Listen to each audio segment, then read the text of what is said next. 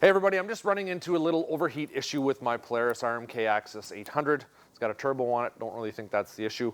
But this might be handy for some other people dealing with overheat issues with their sleds as well. I think it has to do with the thermostat.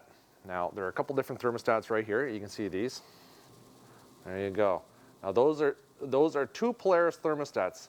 This one here is out of an older 800 CFI motor, and this one here is out of the RMK Axis with the new HO 800 CFI clean fire motor, whatever you want to call it.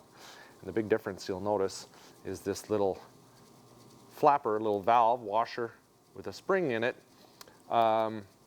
which is used in the bypass circuit, I believe. That's how it kind of works. A little confusing, the system, if you're just looking at the snowmobile trying to figure it out. I haven't seen a diagram online.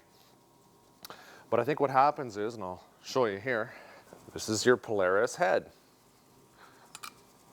Your head cover. And that's what it looks like inside, all right? This is inside. All these here are the water passages or the coolant passages that go through there. It gets really hot on top of the head, and of course you need coolant going through there to cool that head down, or the heads down on each one of them. This is the cover for it, and your thermostat sits right in there like that. And there's a rubber gasket that goes around that and sits in there.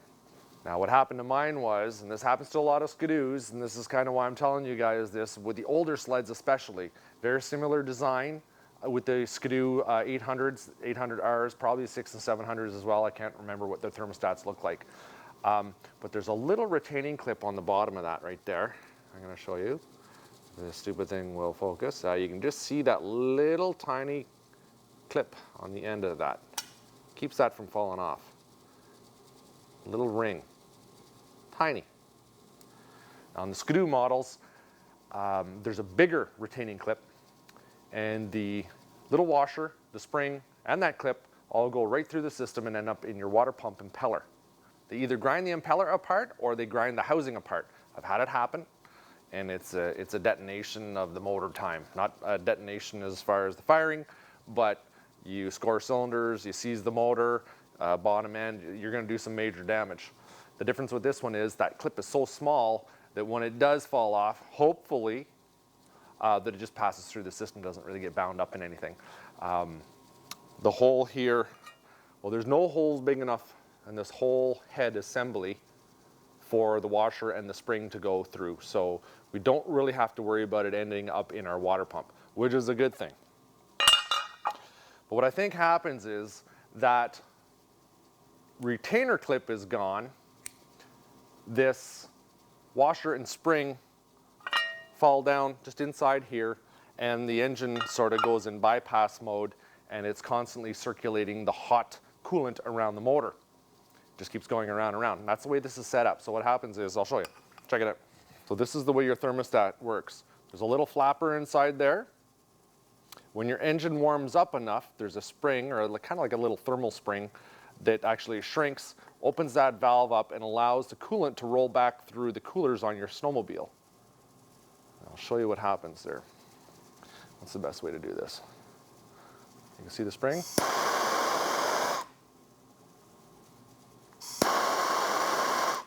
There you go. That's opening up.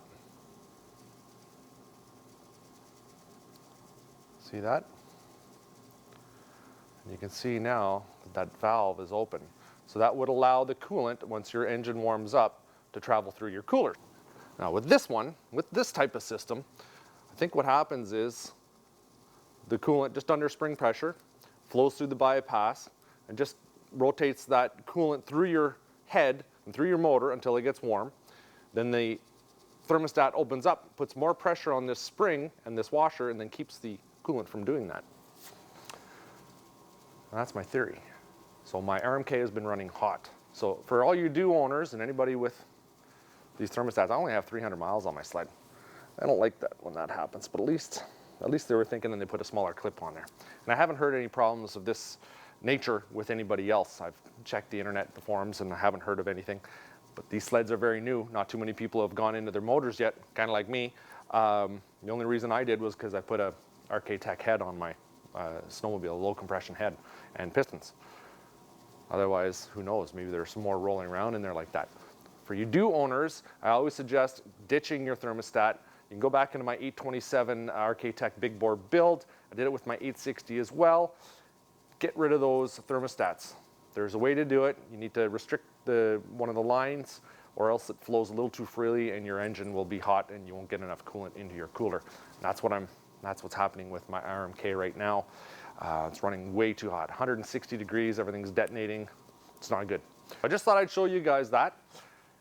These parts are not readily available at the dealerships yet because they really haven't had any problems with them. But the part number on that's a 705-2615. I'm gonna replace that, take her out for a rip. Hopefully it'll work.